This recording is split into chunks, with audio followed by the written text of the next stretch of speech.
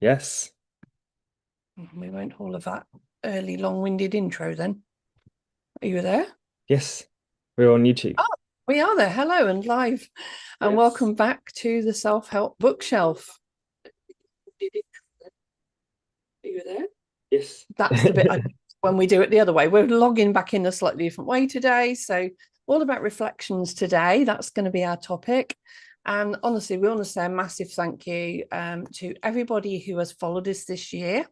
And this is our first Christmas episode after starting the High Leverage Actions podcast in January of 2025. So this kind of rounds up our year now, because I don't know if we'll be doing, we might be able to get another one in next week. We might, so we might be able to do a looking forward. So this is looking back today, reflections.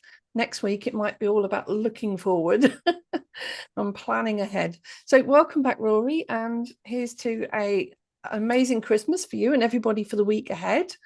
And Happy New Year for anybody for the week after. I tell you, I'm really can't believe we are still here doing this. This is now our 41st episode. So congratulations to both of us. Hurrah. Hurrah, hurrah, hurrah. Yes. And if you're here and yeah, again, really, really thank you for being here. And anything you get from this when you reflect, you create new memories or reinforce memories and insights of things you like. So go for it and give us a little comment or a like or anything when you're adding to your own insights through connecting with what we're saying, then it's great. It's great. So thanks for being here.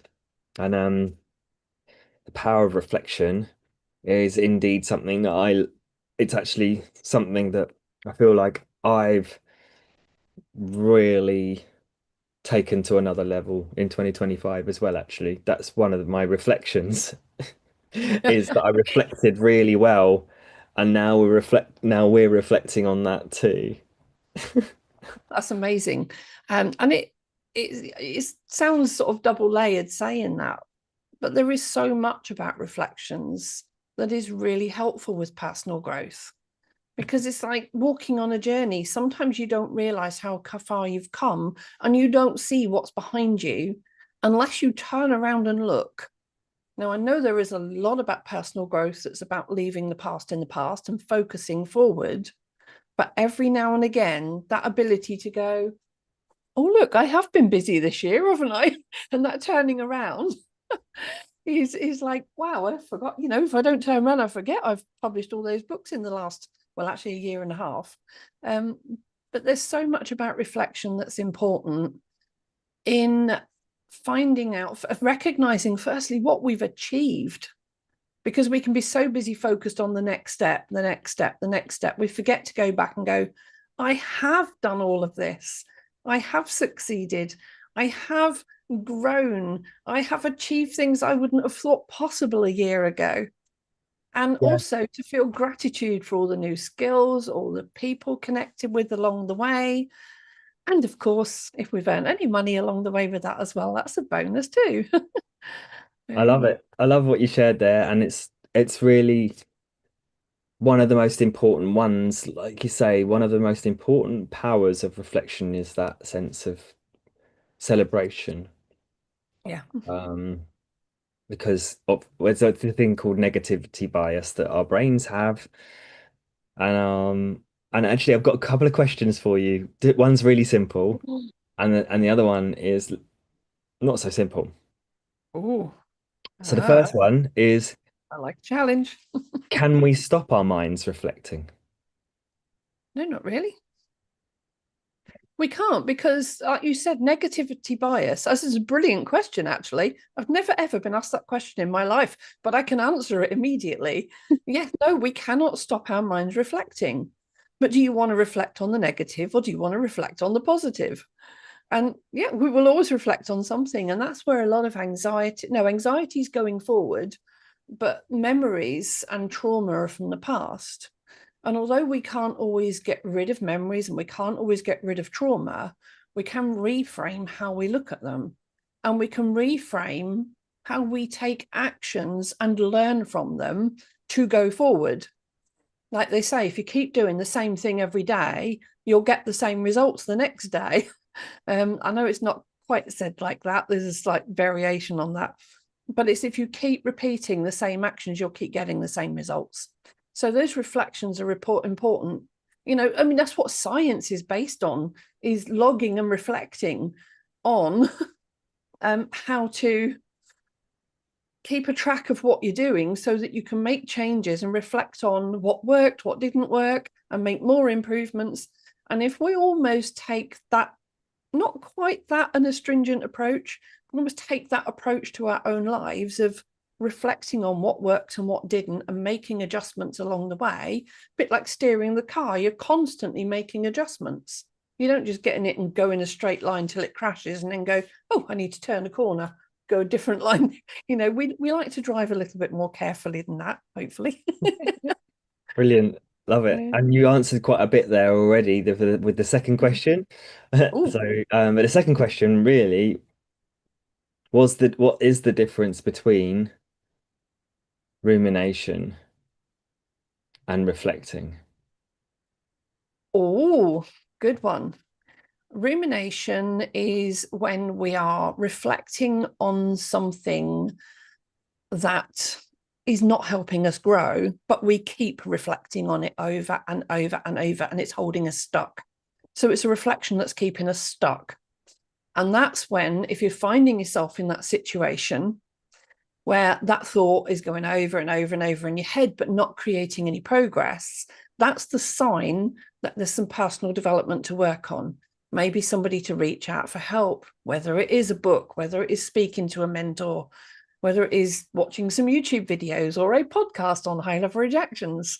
These are all the things that these are little signs that ruminating is time to maybe take some steps in the right direction.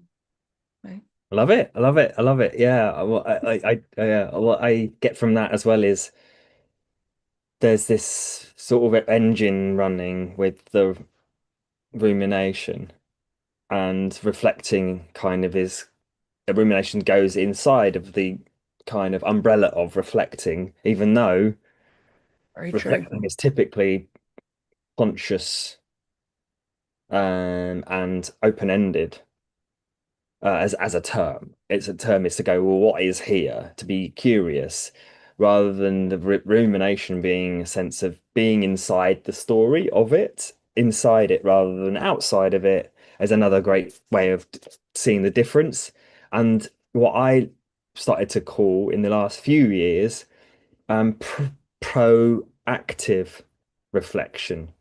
So not just reflecting, but reflecting with the intent to learn or move forwards or take actions that help from the theory that is being reflected on. So that sense of what we talked about, in fact, the power of reflections is Mm. a great title, because what we've talked about this in one of our previous talks for sure. What is power in terms of what, because it's people, or not people, but society stories, and my own stories of what power was before, was all about giving my attention to those who power, have power. And so what I noticed about that, and the reason why I'm saying that is that even believing that that person has more power than I do gives them the power whilst I'm believing that story. Otherwise, I could just not be thinking of them and being in my own power. And the power of the actual power is this sensed feeling of choice to do what I want to choose and do and believe and think and feel. And it's out of choice, or it's even choice to reflect on whether I'm ruminating or doing something different. And Yeah. so that's why I wanted to bring that sense of proactive reflection is giving where's the power going, and the power of reflection helps with putting the power back in our control. Wow, amazing, Rory. And yeah, that is a good point about the control. There is a lot, and how we reflect on what other people say to us is about how, again, that reframing, do we allow their comments to control us through those reflections? And this is from anything from a small personal comment between two people or a small action that's taken place, right through to entire cultures and religions, all based on reflection. And especially this time of year, there is such a prominent focus on reflection around Christmas time, around being with family, about what's been achieved this year, about what's being planned for next year. Because plans come off the back of reflections as well. Well, I've been doing this. Do I want to keep doing it that way? That stays in the plan. Or have I been doing this and I need to change it? So reflection is a massive thing with all of end of year and forecasting for business, as well as all personal family goals. And even me, when I was hanging some Christmas decorations up the other day, literally a day after I've had a phone call to say I could be moving house. And I've just been to see a new house today. So I was hanging a couple of Christmas decorations up thinking, oh my word, this is going to be the last time I hang them here. Where am I going to be hanging them next year? And it was like I'm almost reflecting for next year on this year before I've even got into next year. So reflection is such a strange thing at times. Oh, my hearing aids just fell out. That needs repairing, by the way. That's broken, so it keeps falling out. But yes, so reflection. What else have I been reflecting on this year? So reflecting on the people that have helped and been a part of my life this year. So thank you, Rory, for being an amazing co-speaker on the Self-Help Bookshelf this year. And honestly, huge thank you to everybody who's watched, listened, commented, shared, spoken with us in the background in through network meetings and connections and one-to-ones. It's been amazing having all the feedback from this year and keeps us going. That's all reflection. All the feedback that people leave gives us reflection for how to move forward with the self-help podcast as well. The high leverage actions. What else? Reflection on how business has been going and what changes to make and what to put in next year. So I've gone from having this concept of coaching at the beginning of the year to now having a complete structure for my coaching models that I'll be working with next year. So it's another thing that I've been reflecting on a lot, is where the business is going. Although this last couple of weeks has gone a bit quiet with my son moving, my daughter moving. Now I'm going to be moving. My friend has got her house up for sale. A client cancelled last week because they were in the middle of moving and couldn't get done in time. So it's like everybody's moving, apart from you, Rory. So just suddenly everybody's moving house. So it's been kind of, that could be like, oh my goodness, it's overwhelming. Or it could be, do you know what? It means everybody gets a fresh start for next year.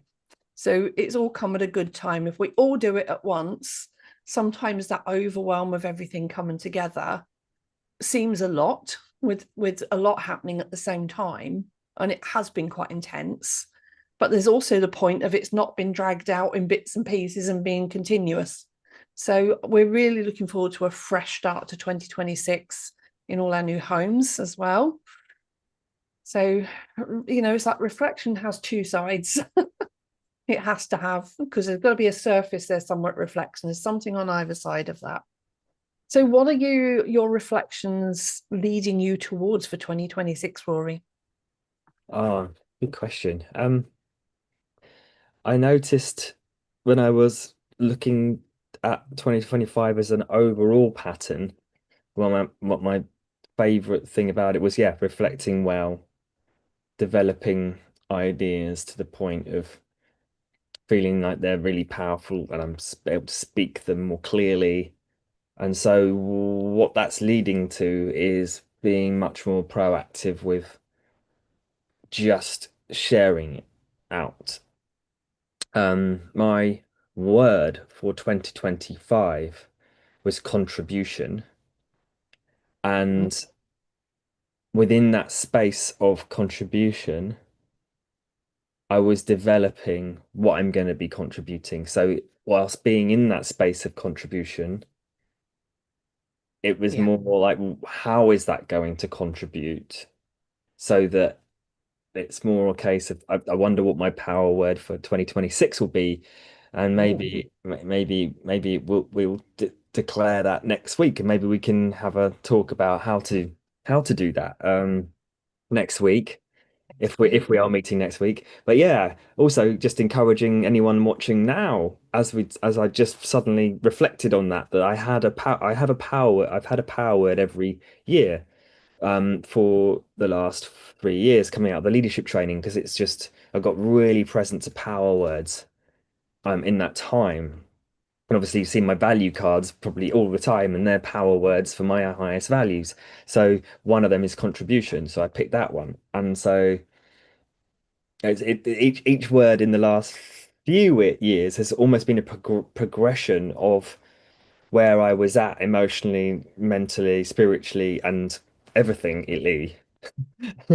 And so each one has got slightly more proactive in some way, shape, or form, and wider for some reason. Or yeah, I guess it's all about perception and stories and what the word means. But just even anyone listening now, just get a sense. It doesn't have to be a perfect answer, but that sense of what it's been like in 2025. Obviously, it's a bit late to have a power word for it, but you could still, it's never too late. So, a power word for the rest of 2025 right now, if you hadn't had one, really drives a sense of bigger purpose so that you can spot your overall urges to connect to what that is. It's really, I think it's been very powerful for me um, to do that. And yeah, so that's really what I'm noticing overall, is that I've been taking the steps and taking the actions, and I've been getting the results of what I've wanted without before I'd sort of set goals and then see myself setting them without knowing the mechanics, which is good, but not really seeing the results I wanted to, because my dreams were so big. And Mm, so I was learning to go, okay, I'm getting faster and faster, being and faster and faster at doing smaller sprints. And that's where I've learned to do sprints, little projects. Everything becomes a little project. So like doing a pop-up event, not having to think about everything to do with that, but just doing small pop-up events like within 2 or 3 weeks. I'll set it 2 3 weeks, maybe up to 6 weeks ahead, and then just as I'm building up to it, like the book launches and things like that, where we'll just sort of start to warm into sharing about them and getting used to just promoting into the promotion mode. It's becoming easier and quicker to do that as a project until, you know, the real evidence of that was me knowing that I didn't have the cognitive load to think about creating a new version, a new volume 2 of NeuroCreative Recollections until absolutely necessary, which mm, was only 2.5 months before launching it. And so, you know, doing the yeah, putting the book together, from start to finish, from all the reflections of 2022, formatting was already there. It was more a case of just doing it in 3 weeks. Minimum, it was minimum maximum 3 weeks. Did the book, published it, and then it was you know, promotion for the launch. that was And then, really well done. Really well done. And again, we could, because you were able to use the power of reflection on what you'd done the first time, it made it easier the second time. But to avoid certain mistakes, but also take on board the learning, to repeat processes. There was a lot about that. So I love how you've used that reflection. And in a sense, there's the sense of reflection is that you've repeated a lot of the elements so that when people look at the two books, there's this consistency between them as well, which is amazing. There's so much style that goes through both books now. So I can't yeah, wait for versions, volumes 3 and 4 now, at yeah. Well, least. on hindsight, even reflecting on that, I know that because that 2022 was quite a scattergun approach to my thoughts, it was a case of there's going to be less continuity to it, and it's going to be much more hedonistic and very sort of kind of like I can't describe it. It's more like the Empire Strikes Back of books compared to the first one.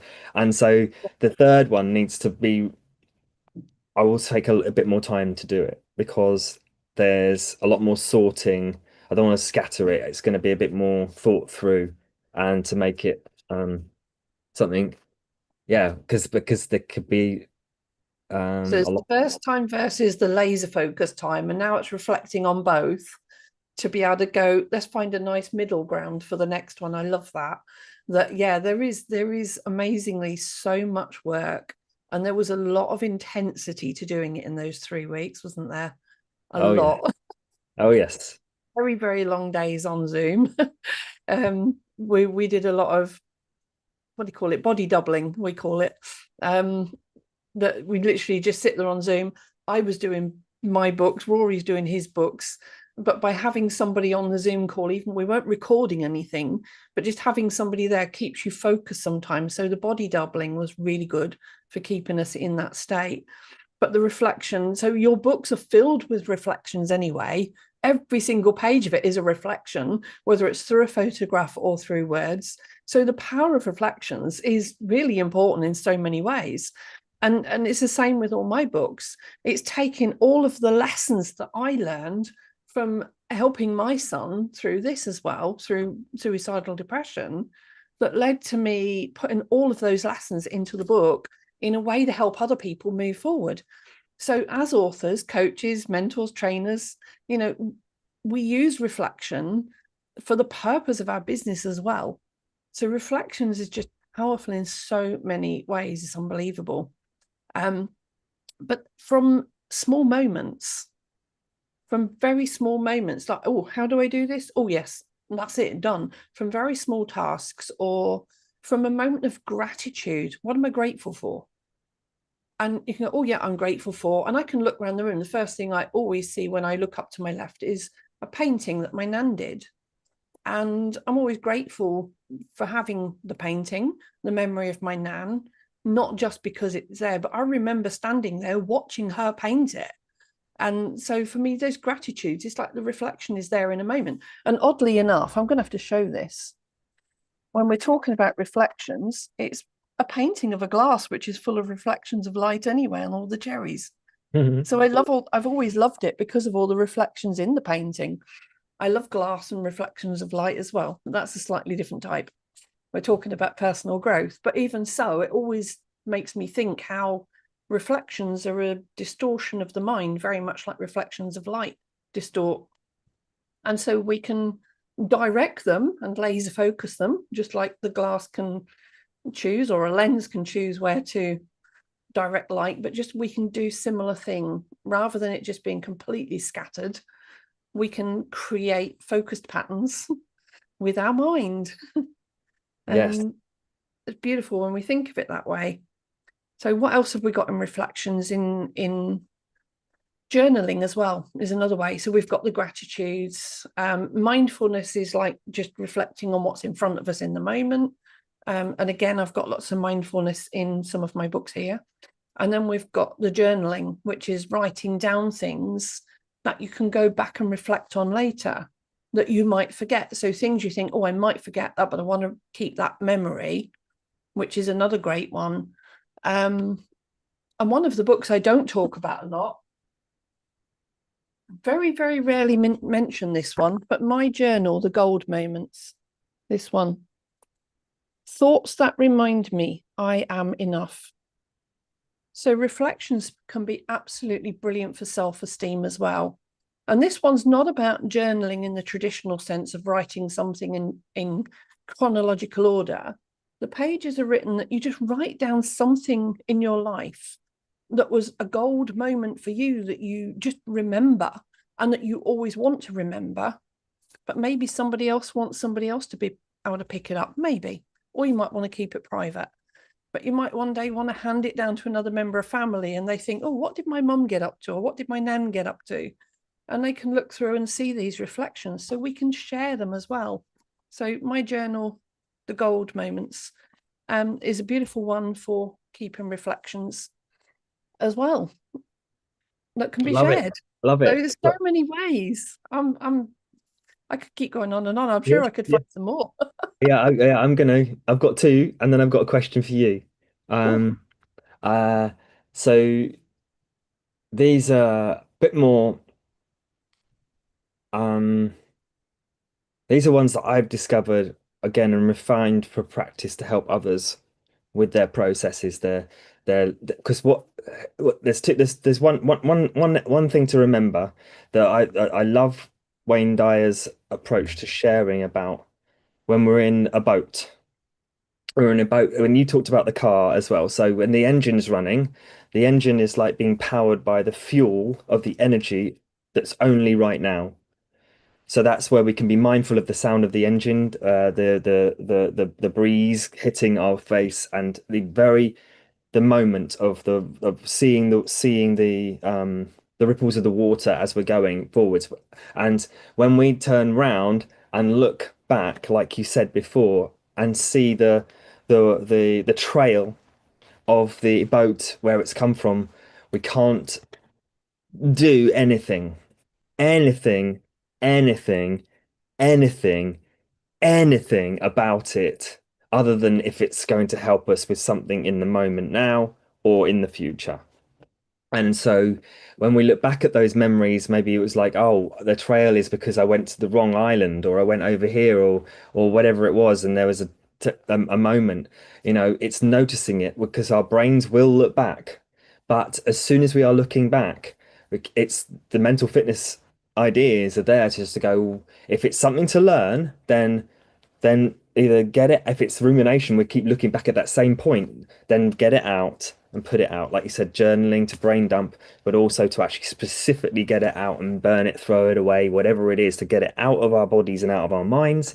And that's where it comes down to one of the tapping methods and the decision-making frameworks that I have is to reflect on something that's going on and to actually physically process it so it becomes emotional connection to what is wanted instead. And there's a particular framework for that. Recognize, refresh, rehearse, result, and tap through it until we get really clear on what we have learnt really clearly, but we're moving forwards with what we want instead, so that when that comes up, we're not reminded of that. We're reminded of immediately the urge to do something different when it does come up. So that's this sort of proactive reflection piece. And the the second one is that the the idea of speaking with people, regardless of whether it's a coaching container or just to connect and reflect with each other, and to have those times where it's a declared it environment to not judge, but just to share, or to know that you can share with someone, or a request to share. I want to share with you a reflection that's coming up for me. It's either a memory I'd like to share with you, or it's something I want to get off my chest, but I don't want advice, for instance, or whatever it is, whatever that request is. It can be a passing of ideas and to grow with ideas, and or a coaching conversation, which is a specific container for those proactive reflections to occur. And that's where the gold again I see happening in the moment happens, and and for a better future for the self and others and the world as well. And we probably got things to say about that, Kay, but I also want to throw the question at you as well, is what is your favorite thing that you're noticing about 2025, and for you and also for the podcast? wow. Yeah.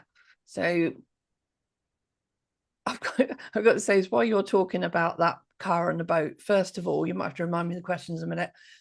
The car and the boat together actually brought up a memory for me of only about a month ago. I went out with my daughter one evening, and it was one of those nights it rained. It was torrential storm rain. And on the way back, it was one of those drives where you keep hitting puddles, like you hanging onto the steering. And then all of a sudden, there was a puddle I hadn't seen with the oncoming headlights. And as I hit this puddle, there was a wall of water in front, and all I could see was these scattered lights of what's coming on, and just thinking, stay to the left, stay to the left. And as we pulled through, my car was almost stalling through this flood. And as I pulled out the other side, there was a lay-by. So I pulled over. I thought, I'll give my car a chance to deal with the water in flood, and just check that I'd still got my number plate on the front, because last Christmas I lost my number plate 2 days before Christmas. So I didn't want to lose that again. So I instantly reflected back on the previous Christmas, hitting a flood and losing my number plate. I thought, right, check that. But as I went to pull over and I stopped the car, my daughter says, feel my face. I was like, strange request, but I just put my hand on her face. She went, I had my window open. She was soaked. Absolutely drenched. Anyway, but we had a good laugh. But that's the thing, for those sort of things that we reflect back on and have a really good laugh. But my favorite thing for 2025, first of all, personally, I think has got to be, flow. I mean, we were talked about your power words, and I know I've got at least 6 power words, and I've got 3 that I've used for my personal growth, dealing with my diet, my anxiety, my ADHD, and how they affect me getting up in the mornings. And so it's been about getting over that initial almost side effect of reactions that I get on waking up in the morning and getting moving with all the back pain and things. So that has been for me one of the first things, is dealing with all of that flow. And then also the 3 power words I've had for the business to get me focused on what I'm creating, how I'm growing, how I'm becoming confident with talking with people, confident with money, confident with creating my courses and what I'm putting out there. So these power words that you talk about really do have a power to them. And it might take a little while to see it, and you have to be persistent with them. But I think that has got to be my favorite thing this year, is seeing how those 2 sets of power words with personal and business have really created a flow throughout the year that has prevented me from having the constant push burnout kind of pattern that I'd had in previous years. And that means that we're still here doing the podcast, because normally I'd have started something and gone, oh, burn out, stop. And then it'd be 6 months later, I'll start something else and burn out and stop. So the fact that we've done that and kept this going, plus the accountability of doing it with you, because I must admit, for my other channel, I did about 3 months worth, 4 months worth, and then I stopped again.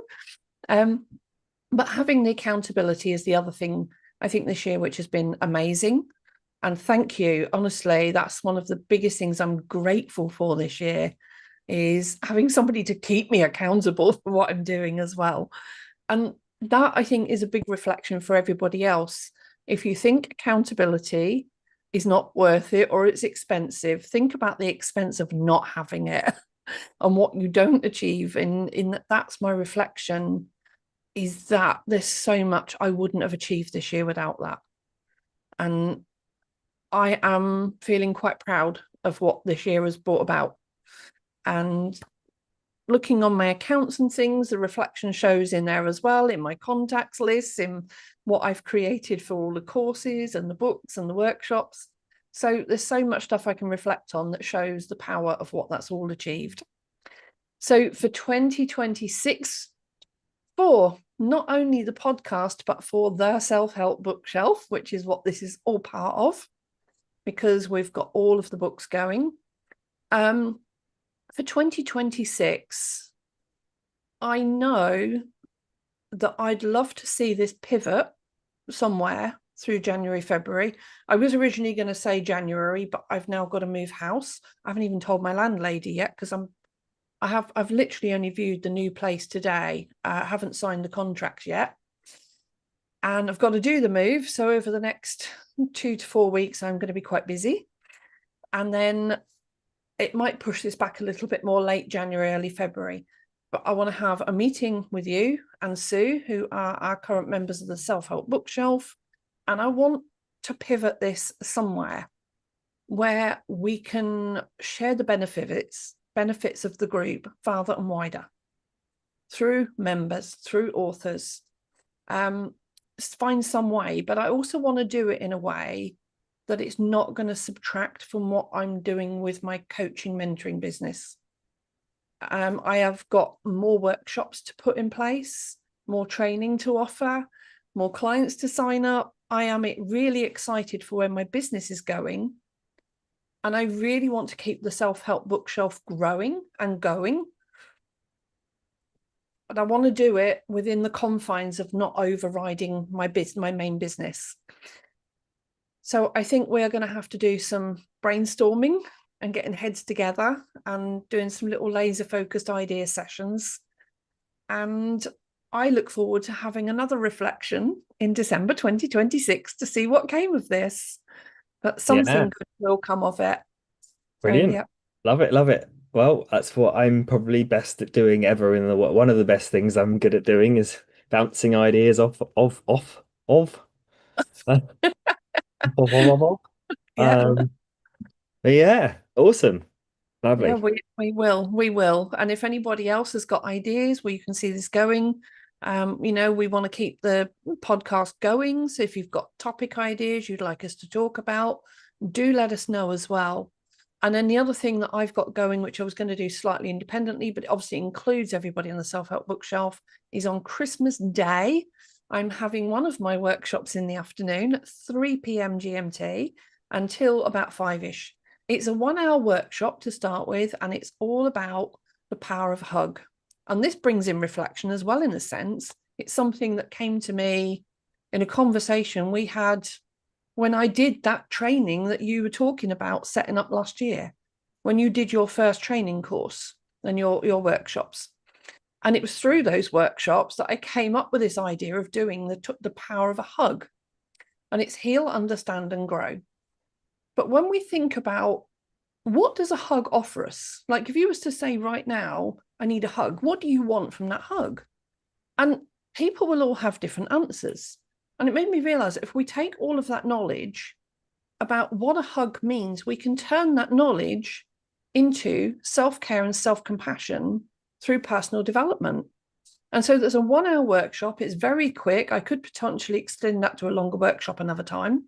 But we're going to do that for an hour on Christmas Day. So if anybody's feeling alone on Christmas Day, or just feel like they want an extra hug, or just wants to come along and join in for the fun of it, please do. And then I'm going to keep it open till about 5 o'clock so we can just have virtual mince pies and a chat and just enjoy some company on Christmas Day, 3 to 5 p.m.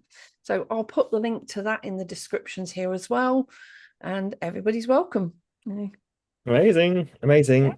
And yeah, I've got one other question, which was the what for the podcast, what were some of the your favorite episodes? Because you've got the list there, and I think it'd Oh, I be do good to have. like share which ones, or just share a few, um, so that people can Good point. take some time to find them and reflect on if they Yeah, want. I did. I had the list open earlier. I've shut them again now. Um, we had a few problems setting the YouTube channel up today and it sort of disappeared in the middle. I can remember there being one about the ripple effect, which very much works with the reflections we're talking about today. We did some great ones on neurodiversity and labeling. There was a 2-part episode we did on that one. And I thought another really fun one we did was when I can't think of the title now, when we compared human behavior against herd mentality and beehives and ant colonies and things like that. It was comparing the hierarchy of human behavior against the hierarchy of animal behavior, and how we sometimes have got to be careful not to just follow the herd but learn to be an individual while also fitting in. And also, so the last one's about standing out while fitting in was a good one as well. Although we missed Okay. last week's session because I was helping my daughter move. Awesome, But yeah, awesome, brilliant. And I think my ones that pop up in my mind were the difference between like neurodiversity, neurodivergence, and neurotypical Yeah. labels. There was um, most likely one to do with mental fitness and what that actually is, and how to sort of defragment judgment and channel it better. Oh, the Uh, judgment one. Yeah, that was good. yeah. And one, there must be one other last one that If pops I up can for find me. the list quick. Um, Okay. Creative flow state cycle trainings, or what that actually is and how to make that work with busy, chaotic minds. And yeah, so That's amazing. what we can do, we could we could list them in the comments as well, so people can go and find them as Yeah, well. or we just put a link to the playlist. Yeah. Yeah, So yeah, we had boundaries and barriers. That was another really, really good one. And we did that one back in, well, 11 months ago now. We did boundaries and barriers. And that ended up being a huge topic that's come up throughout this book about how our 30 values all become each individually a set of boundaries and barriers, as well as a set of values. So that's a topic that's continued to grow for me throughout the year. Finding your higher self, which was an early one about the whole concept of the high leverage actions, is about finding your higher self through small actions that create a significant difference. And that, I think, actually, for this podcast as a reflection, just those little catchphrases that have come out through this have been quite powerful as well. And I've loved how they just evolved really, really quickly at the beginning of this series. Learned helplessness, that was a good one as well. Circle of influence and circle of control. I remember having some plates out for that one. Oh, we've had comfort zones. Well, routine versus variety. That one. brilliant. Burn. We've done resilience. We've done interdependence. That's one of my favorite words, interdependence. Manifesting. Oh, and this one, it really was a surprise one. The element of surprise. That was a great one because we really threw that one in as we haven't got a topic. Let's talk about the element of surprise. And it really was, wasn't it? All about how, you have those days where there's all things you've planned and expected versus the things that you haven't planned, hadn't expected, but how that can be sometimes a big surprise positively versus when it's those curveballs that get thrown at us in how we handle them. And that's definitely been a big one that's come into play for my family this month. Well, we've had, when my son suddenly split up with his wife and moved in here, literally at a moment's notice. And then he's gone home again now. That's they're not back together, but he's moved back to the house now. My daughter's suddenly moved at less than a week's notice. I've only had a couple of days' notice that I can be moving as well. So it's all these curveballs that come in and how we handle the element of surprise is good and bad. That was a brilliant one. What else did we have? High decision making, holistic healing. That was one of the ones you're talking about. Fitness, emotional healing. What is love? That's one we did, wasn't it? As well. What is love? What sort of we love? The power of forgiveness. That was an important one.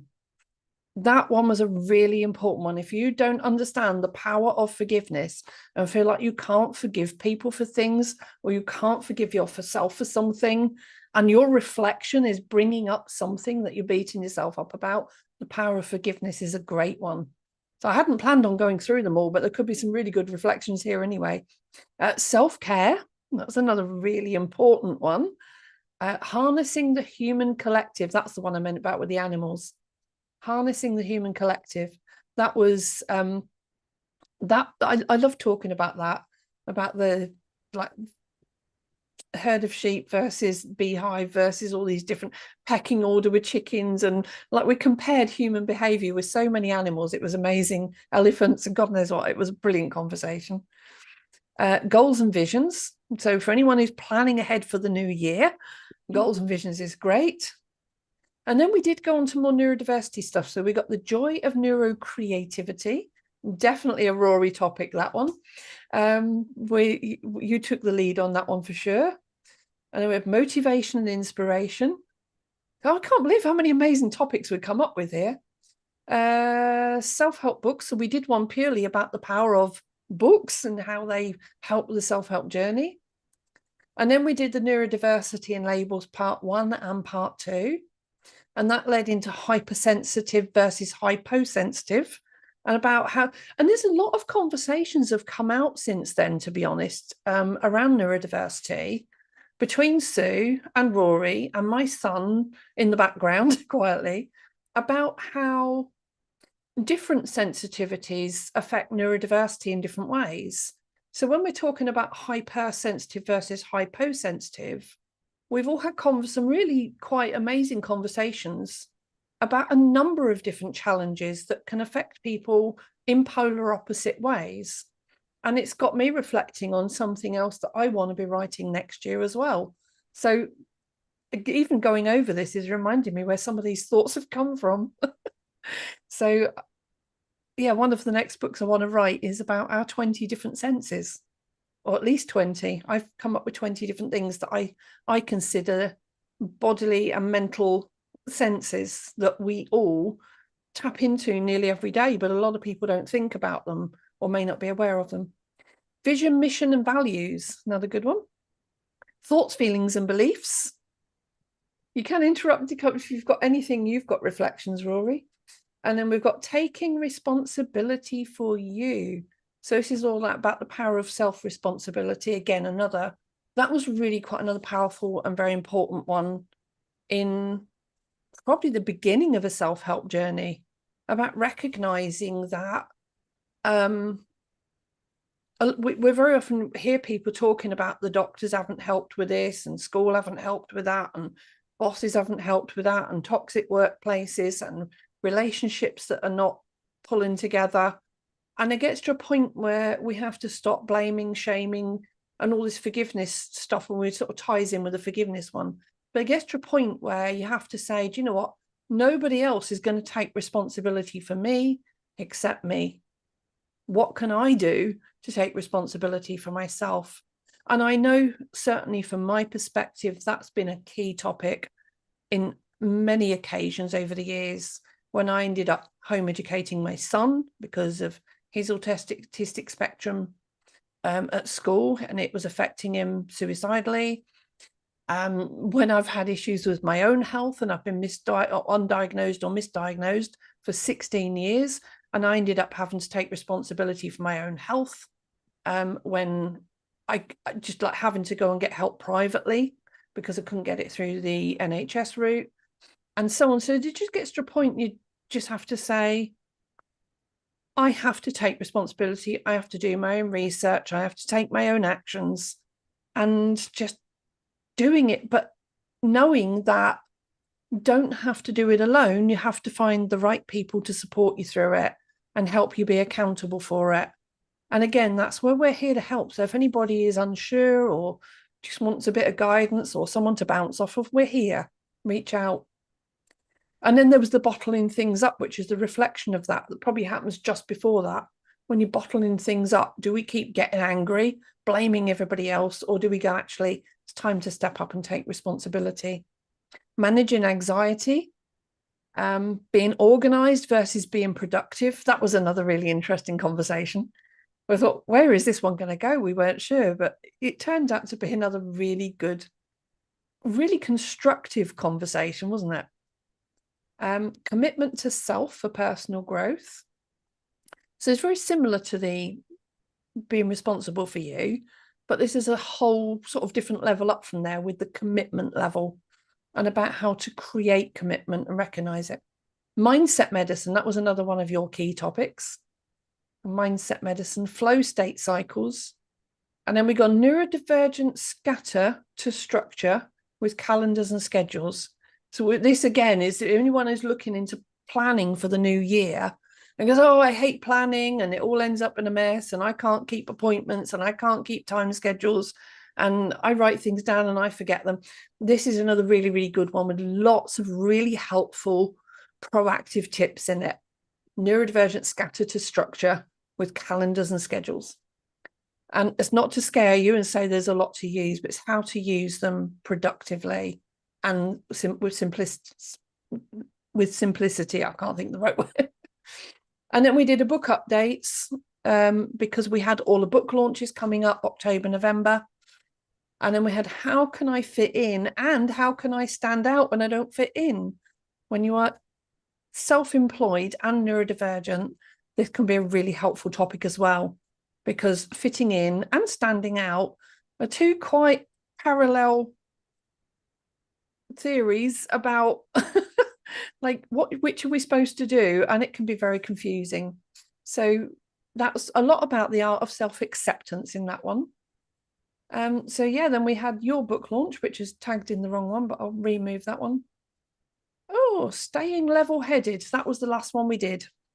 So with all of that going on, staying level-headed when life storms and other daily challenges kick in. So that's a tremendous lot to reflect on for this year. Some really, really amazing topics that I hadn't expected to come out of the year.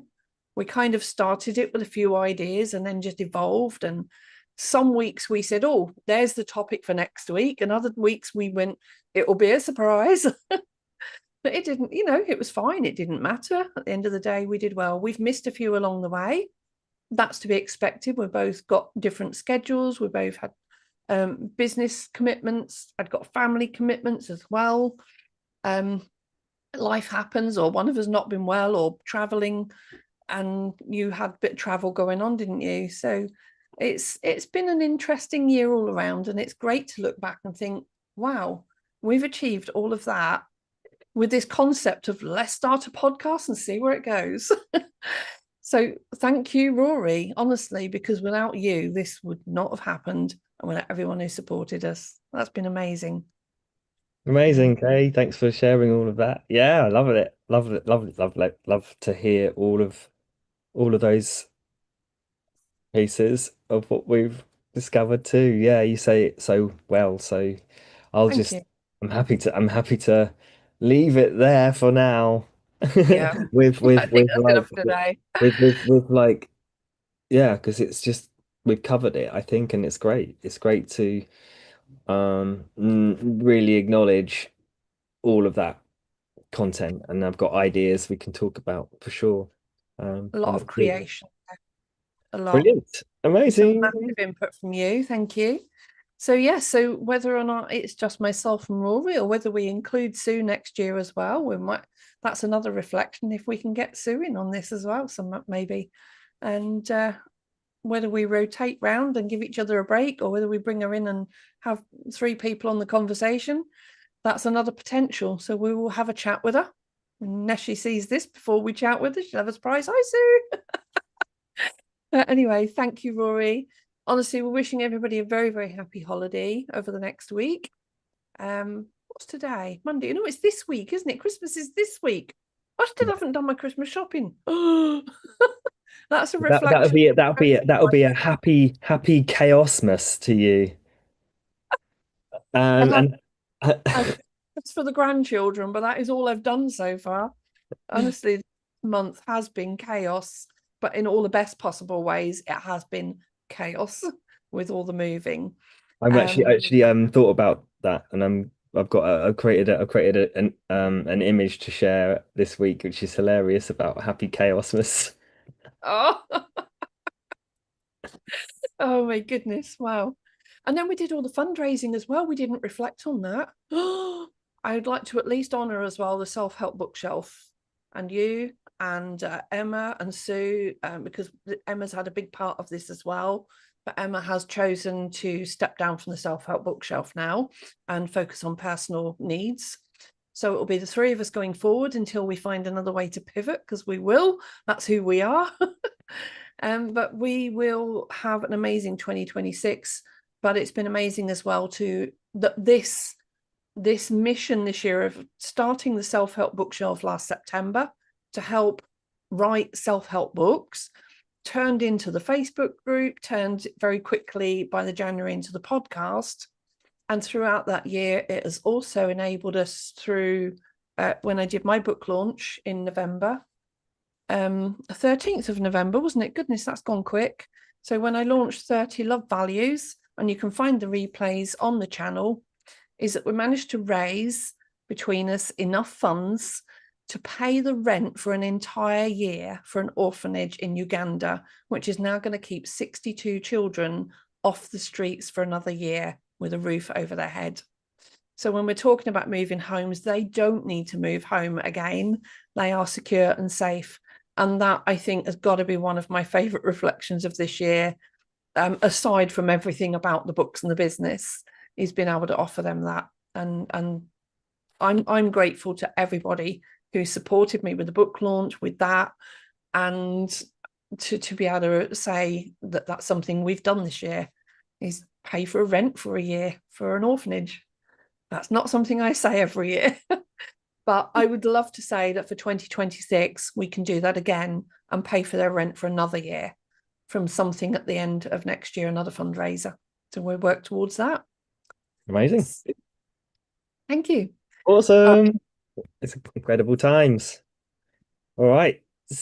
So have a wonderful Christmas, and we'll potentially see you next week for looking forwards, or even if it's. Oh yeah, Yeah. I wanted to say as well that I'm I'm going to do a fun and another fanatical focus workshop on the 13th of January, mid-January. It's 6 p.m. UK time, and it's all about um what that sense of embodying the focus of the goals to make them for it's that it's that whole thing of like a standardized practice. The power of reflection is used in coaching neurotypically, uh, and it's often set your goals and then work out ways to track your progress and stick with it. But that often isn't what neurodivergents need in order to get that stuff done. When I say neurodivergence, I mean anyone that's got creative minds or highly sensitive, because their emotions take over and the habits don't necessarily change very easily, no matter how much even trying to stay focused on that thing cognitively is, even if it's thinking about it and ruminating it all day, is that causing a negative charge? And is it feeling like um is there a shame behind setting goals and then them not happening, or shame around mental scatter to actually get stuff done we want to? So this is where fanatical focus comes in, to make being fanatically creating that fanatical sense of getting those things done by sitting with it and somatically embodying the ideas of creating those goals so that they really want to happen outside of the 20, the first few weeks of January, or the first part of the year. And so that's on offer for the Fanatical Focus workshop in. Oh, that's amazing. I will be there. I definitely got a lot of goal setting to do for 2026. Oh yes, amazing. Absolutely. Honestly, I don't even know how many goals it's going to be, but it's going to be a very productive year next year. Absolutely. And when I know what I've achieved this year with your help, honestly, it's tremendous. And I've also seen the difference that I've been able to make to other people this year through my workshops as well. And the power of what I've been able to offer this year has been phenomenal, seeing the reactions and hearing the feedback. And so, yes, let's do that 13th of January. Yay! Well, we're off to celebrate. I've now got to think about shopping, cleaning the house up. I've got my Christmas day on Wednesday because we're having our family Christmas day early. And then Thursday, don't forget the hug workshop, 3 p.m. GMT as well. And find all the links. So I'm going to be spending the next hour putting all of these links in as well, but we'll find them all. But thank you so much to everybody. And we really, really do wish you a very, very happy Christmas, or whatever you're celebrating. So, if you're celebrating something different, let us know as well. We're not about being exclusive here. We want to include everybody. So we might be celebrating, but you might be celebrating differently. Let us know. We're always happy to hear everybody's side of the story. So thank you, Amazing. Rory. I'm wishing Yeah, you a very happy Christmas too. thank you. All right.